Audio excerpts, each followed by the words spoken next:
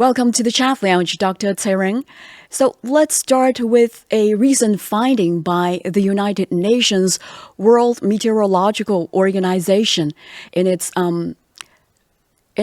annual bulletin published ahead of the International Day of Clean Air for Blue Skies, which falls on September 7th every year.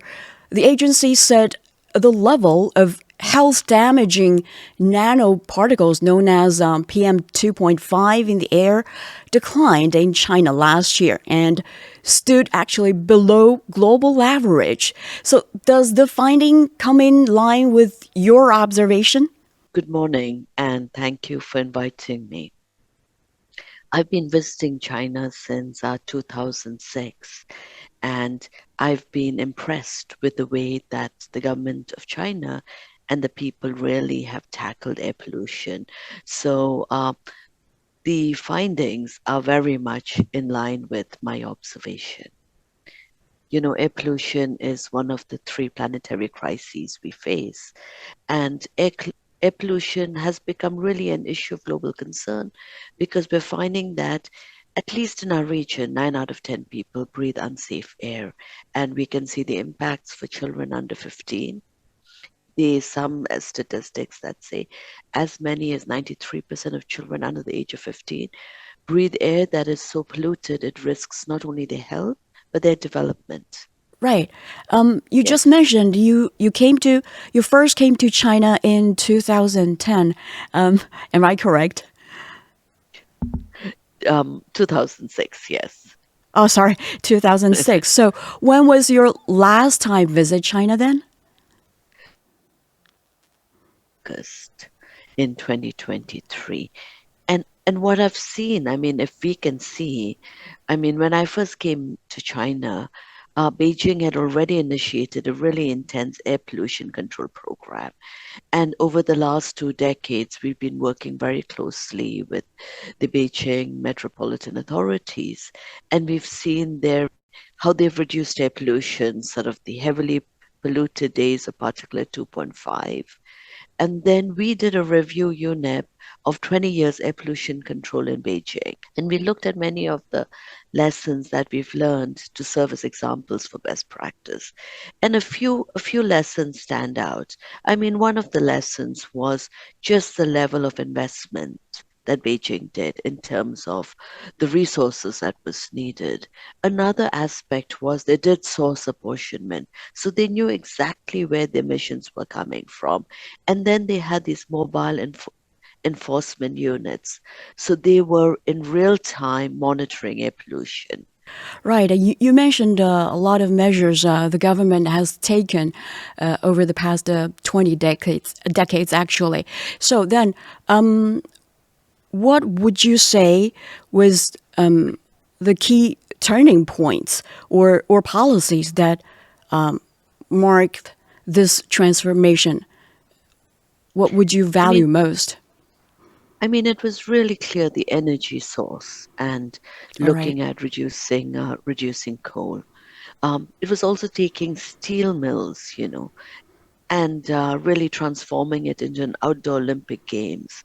There was a lot of communication talking about bringing back blue skies, and of course the electric mobility, looking at the even and uneven, number plates that came in, but the mobile enforcement units, and the science and the evidence in terms of where the emission came from. So it was really science, it was policy, it was regulation, and it was working with all actors in Beijing. And all those measures taken, what would you say that impressed you most if you have to choose one or two of them? I think the measure that impressed me the most was taking the science and the mobile enforcement units and just the commitment to look at the numbers and to bring back blue skies. I mean, it was decades in the making, and it was also the link that being developed meant you had blue skies because it was a very difficult transition with difficulty at the personal level. How difficult was it? Do we, have any precedent? I understand. Actually, cities like London has have experiences similar, pollution before, right? In the 1960s, if my memory serves me correctly. I think I think with air pollution, when I first went to Beijing, you could actually see days where the air pollution was so strong that you could smell it. You didn't see blue skies. You could see days where school children had difficulty going to school. Um, Right. so it was quite visible and demonstrable. But the difficulty with air pollution is it's just not one measure. It's a series of measures, and and this is where many other countries, they're trying to learn from Beijing to see what are the lessons that they can take from Beijing. Having regulation, having accountability from mayors, that is also extremely important.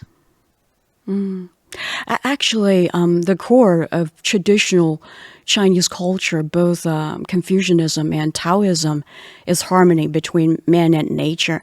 And in the early days of the People's Republic, the government carried out projects such as the Shelter Belt Forest Project in 3 North region, also known as the Green Great Wall. Not sure if you've heard of it, to protect the environment. But due to the economic difficulties China faced in the early years, the country's environmental policy experienced some evolvement from economy centered in its early industrialization period to its current emphasis on ecological civilization. And globally, when it comes to reforestation, the country registered the highest increase in forest coverage from 1990 to 2020. And among the 230 plus countries and territories covered by the FAO Global Forest Resources Assessment, China stands out in terms of its high and consistent increase in forest coverage from during that period. So, wondering what's the significance of this achievement in your eyes? When you can't over state the importance of forests. So you look at forests that support livelihoods, food production, critical ecosystems. And so when forests are degraded, the ability to purify air and water declines. It impacts air and water quality. And you think about forests, they sequester carbon dioxide emissions, but when they're deforested, they release carbon dioxide emissions. So the 24% forest coverage, and you can see that the forest cover and the forest stock and volume has been growing in China over the last 30 years. And China accounts now for more than 25% of the world's new green areas. I think China's efforts to expand its forest area and improve forest quality have improved the ecosystem carbon sink.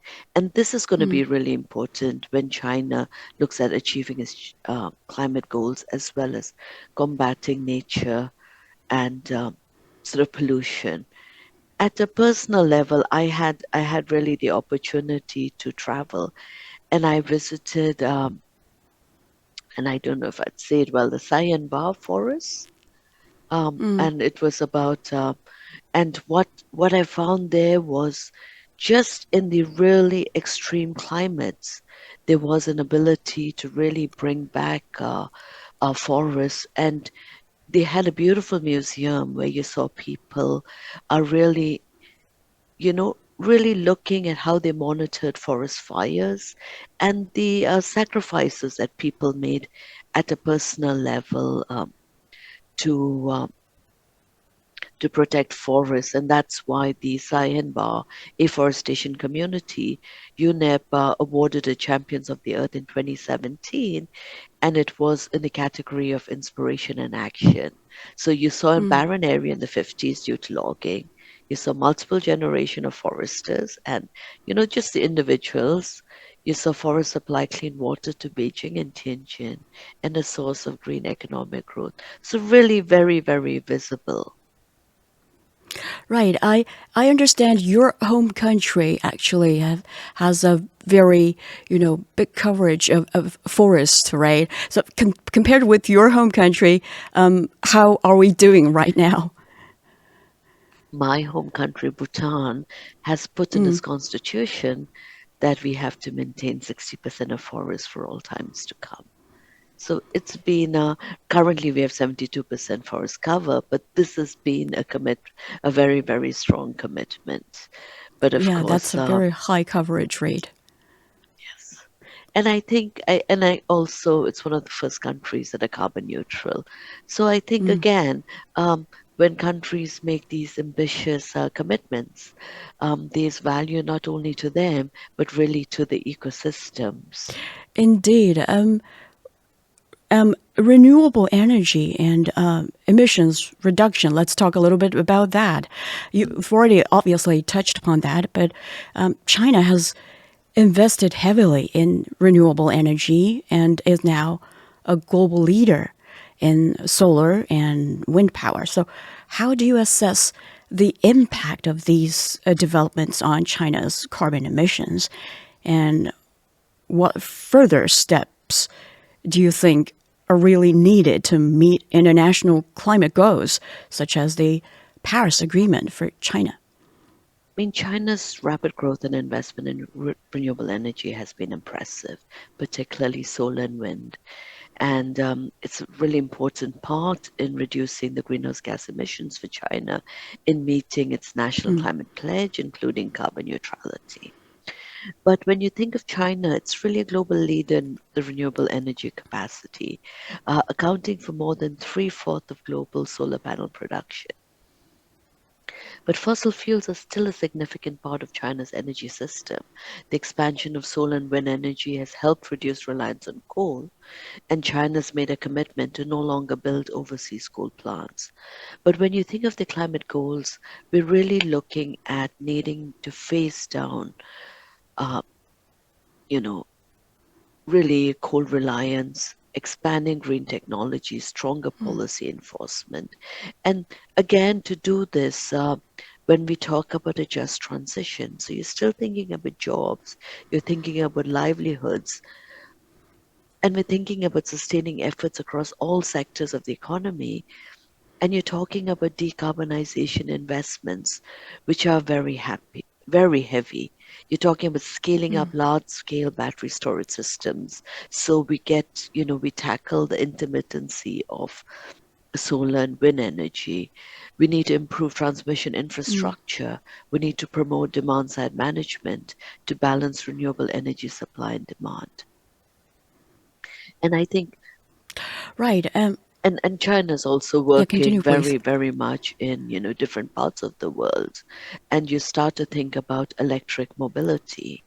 Um, so many parts of the world. I mean, you start to look at the investment that China has made in electric mobility. And so this really is an opportunity, not only for China, to sort of become a leader sort of in renewable energy, but it's also an opportunity for China to put forward an ambitious new pledge at the global level. And then, do you think China's now is doing or has been too ambitious, or have we done enough in that regard? I think the scale of ambition that China had in solar with meeting three-fourths of the world's, solar production is exactly the kind of ambition that the world was going to need to bring down solar costs, solar energy All right. costs. And we look forward to continued ambition from China. All right. Another important aspect when it comes to environment protection is the conservation of biodiversity. It's a major goal, obviously, in building an ecological civilization. So, can you tell us some any successful project or challenges you've noticed China has faced in protecting endangered species and restoring natural habitats? So the Shanshui initiative, it's really sort of a very impressive example of when we call the decade for ecosystem restoration. And what it does is when at the UN Decade on Ecosystem Restoration, we named the initiative as one of the global restoration flagships. And what this project did was it was launched in 2010. It took really a systematic approach to restoration. It did national land use plans, it worked at landscape and watershed scale. It took agricultural urban areas, it took natural ecosystems, and it boosted multiple local industries. And so what it did was 2 million hectares were restored already, and they plan to restore 10 million hectares by 2030. So that really is really impressive. Uh, Also, China officially established the first batch of 5 national parks in 2021, including and I will pronounce it badly, Sanjianyuan National Park and the Perfectly. China Pan Sanjiangyuan, right. and the Giant Panda National Park here, really to talk about, a mega biodiversity species to strengthen biodiversity protection. And here again, it's 230,000 square kilometers. So really the sort of the approach to strengthen national parks, number of flagship species, increased diversity. And here the park system protects over 80% of wildlife species and the habitats. So again, extremely impressive. Actually, China cannot achieve all those or make those accomplishments only by itself. Actually, the country made the progress, like you just mentioned, with the help from and collaboration with international organizations like UNEP. And I understand in late 2021, China announced an initiative, to establish the Kunming Biodiversity Fund, and taking the lead by investing 1.5 billion yuan, or that's around over 200 million US dollars during a meeting of the Conference of the Practices to the to the Convention on Biological Diversity, and which is also known as COP15, held in Kunming. And it was announced the fund would be used to support biodiversity protection in developing countries. So, what's the implication of such a move? So, China served, with the Convention on Biological Diversity, they have what you call Conference of Parties. So China was the president of the 15th Conference of Parties to the UN Convention on Biological Diversity. And like you said, the Kunming Biodiversity Fund was about 233 million. And what it Right. does is the global biodiversity framework really is a shared blueprint to look at how you halt and reverse loss of biodiversity. And so what this with the global biodiversity framework shows us is really how do we support countries leverage resources to close sort of what you call the gap for funding nature. And you're looking at needing protected areas. We're needing to redirect finance for protection. We're talking about needing, and we had this a target of 30 by 30 by 30, and basically we're talking about increasing resources for biodiversity, and we're also talking about, in addition to protected areas, all the measures to address biodiversity through agriculture, through nutrient waste. And there's a lot of funds in order to help countries prepare the National Biodiversity Strategy and Action Plan. So when they work with an economic development plan, this strategy, National Biodiversity Strategy Action Plan, is a part of it.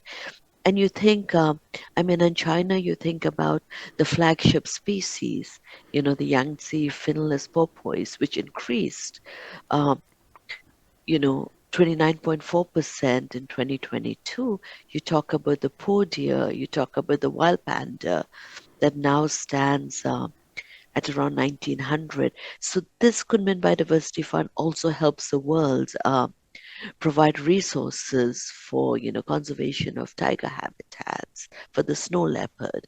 It also helps country put aside protected areas, both terrestrial and marine protected areas. So the contribution by China in getting a global framework was significant, but also the fund to actually help countries on the ground that allows the implementation of this framework. Right, but there are a lot of species are in danger. So I'm not quite sure if this 200 or 230 plus million US dollars is actually sufficient, or does UNEP expect China to do more in this regard? So a lot of the initial investments so if China works with a country to help them develop a national strategy and action plan, what actually also happens, and there's a lot of work that's looking at nature related sort of disclosures, so that companies, when they work, they're looking at how they impact the loss of biodiversity. You're giving countries the tools and the skills to then start, because a lot of the investments still come from domestic budgets. So this is very catalytic that will drive the resources. And we're looking forward to the global community continuing this trend of um, very much supporting the Kunming Biodiversity Fund. All right, and let's talk a little bit about the challenges ahead. China obviously aims to reach its carbon emission peak before 2030 and become carbon neutral before 2060. So, your perception of the plan, which is regarded a bit too ambitious by some observers, what do you think? I mean, they're really two levels. So when we think of the commitments from China, they're very much welcomed, because if we are going to stay within a 1.5-degree warming world, we need all countries to increase ambition to tackle the climate crisis. So of course, China plays a really critical role in closing the emission gap. We need China to transition to a green low carbon economy. And this is one of the most fundamental elements that was laid out in the climate goals set down in the Paris Agreement. We're talking about the shift to renewable energy, and this is really a positive sign for China, because between 2019 to 2024, China will account for 40% of global renewable capacity expansion. The area where we're looking to China's leadership, the UN Secretary General Mr. Antonio Guterres has repeatedly called for no new coal plants, and we're looking at every country reducing the coal share in the energy mix. But when we think of the China's income level, the economic structure, the energy mix, economic growth, achieving the goals will require continued dedicated effort and determination. And I think what is going to be really important is in the transition that we still think about jobs, we think about employment, we think about livelihoods, we think about poverty reduction, so that the cost of the change in the energy mix does not fall upon a certain segment of the population. Right. And actually, last year, China participated in the international initiative Buildings Breakthrough, which aims to decarbonize the building sector. So, to what extent would such a move help the country meet its emission targets in time? So when you really think about the buildings breakthrough. One of the issues that's really come about with buildings is it's an area where there's really been very, very little recognition of construction in most countries, nationally determined contributions. But if you start to think about the role buildings and construction play in our economy for prosperity and well-being, we're talking about needing to green and improve resilience of the sector. And the buildings and construction sector represent 37% of global greenhouse gas emissions. And and also we start when you think about the sector, it's a major consumer of natural resources. So we're talking about and you increase the buildings and construction sector, we will increase the greenhouse gas Mm, emissions needed to double. So we're saying, okay, if you decarbonize buildings, firstly, there's a boost for business and jobs because this is new skills. The built yeah, environment contributes 11 to 13% of global GDP, 7% of global employment. What does efficient buildings mean? Efficient buildings mean you'll use less heat when it's cold, and you use less air conditioners, when it's hot. And I mean, the whole idea of extreme heat with climate change and the cooling sector really is going to become both a significant challenge or a significant opportunity. So we're looking at investment opportunities in the building sector in emerging markets. Some estimates 24.7 trillion by 2030. Again, if you take a dollar mm, and you retrofit efficient measures, you create, they say, 9 to 30 jobs. So, what the Buildings Breakthrough did was it brought together 29 countries, 32 global partners, and really committed to a worldwide near zero emission for resilient buildings. So, we now have a right. global alliance for buildings and construction. So when you start to think about, you know, this transition, it's not only new investments, it's also looking at how the consumption and production, the sustainable consumption and production, and it's also looking at behavioral. Like in many countries, if you have a three-bedroom apartment, and people look at the energy use, and then they start to do trends, and then they start to tell residents, your neighbor has an energy bill a third less than yours. Can you start to review how you utilize energy? So it's retrofitting, Mm, it's looking at buildings and construction, but it's very much behavioral, and we're going to need all these changes if we're going to move forward to stay within a 1.5-degree warming world. mm. It sounds very promising, but obviously it would come with a lot of challenges. So, do we have any other examples to follow in other parts of the world then? I mean, you talked about London and air pollution. We when we start to look at, I mean, and if you start to I mean, look at, in this construction field, make it more, environmentally friendly, so if you think of Eastern Europe, I mean, the old boilers used for the buildings were massively right? converted into district energy systems. And China is also doing that. I mean, a lot of this that Uh, China is doing, but it's really looking at that, infrastructure and investment. It's what China did in Shanghai with mm, solar rooftop panels. Um, so a lot of these changes and these charges, there are a lot of really good pilots. Often they're not at the scale that's needed for the transformation. right.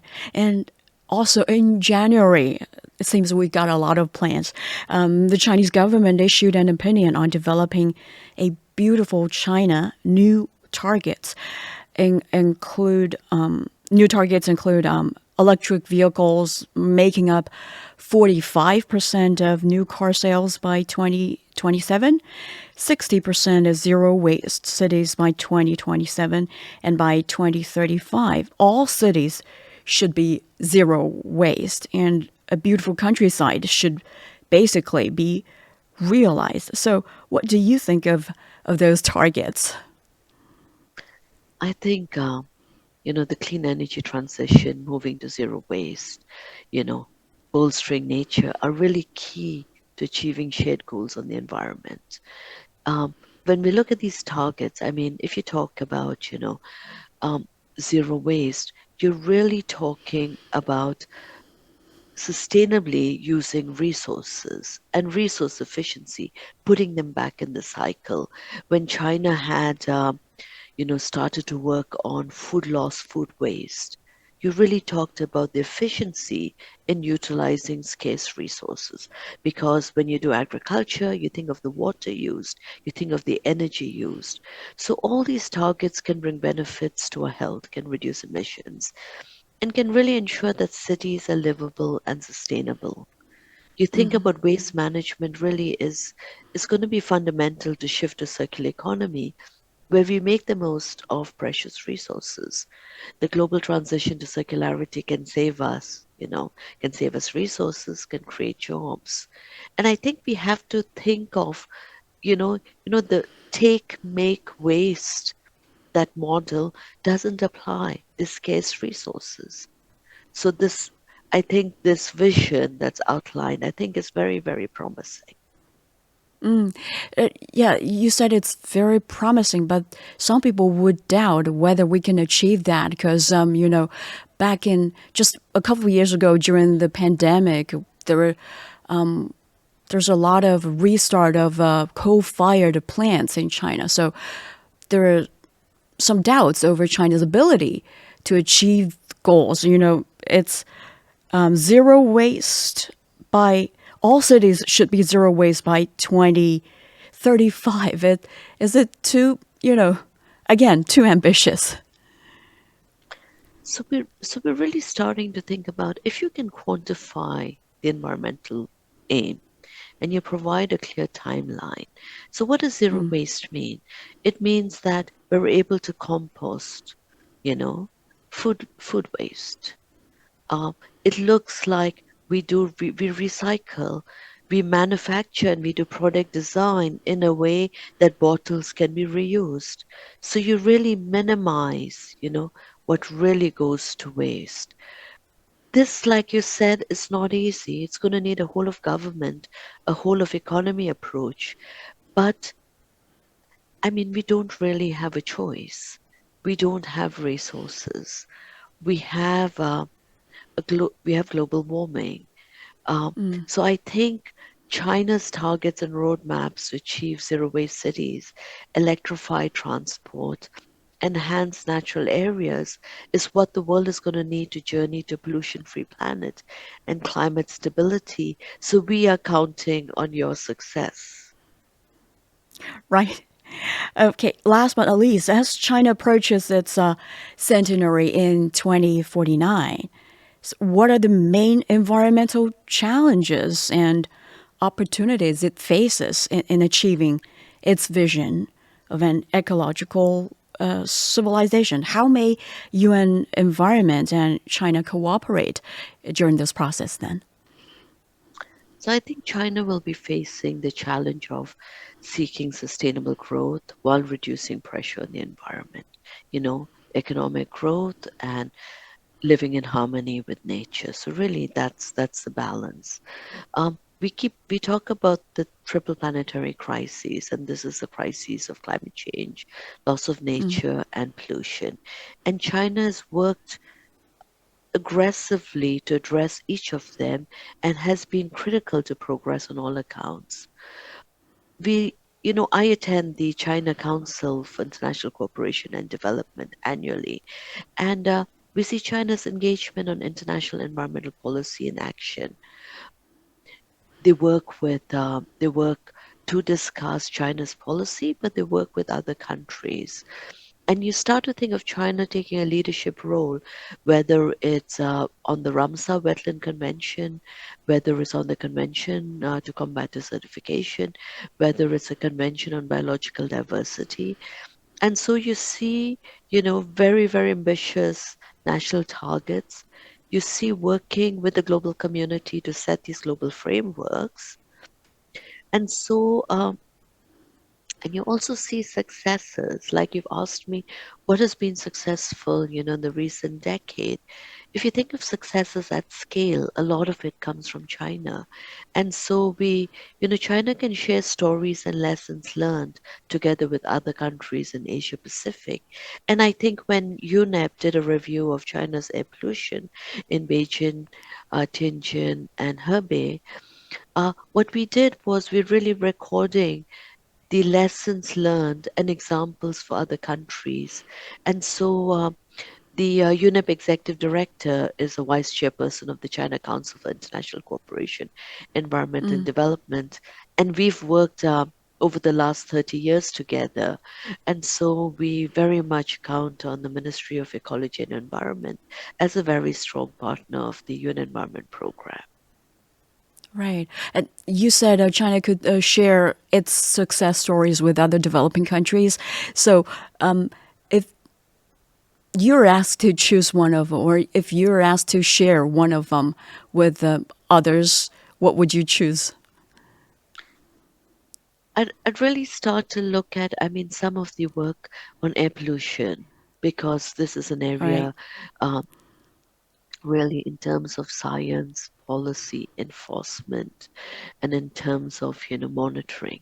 The other area would be, really, really areas where you've taken policies. Food loss and food waste would be one. Whereas they've really gone to restaurants and said, you know, China, the kind of investments that China does often is quite daunting when other countries look at, how they can replicate some of the best practices. But when you start to look at whether it's science, policy, enforcement, implementation, and going to scale, uh, that really is quite remarkable. This is CGTN Radio. Hear the difference.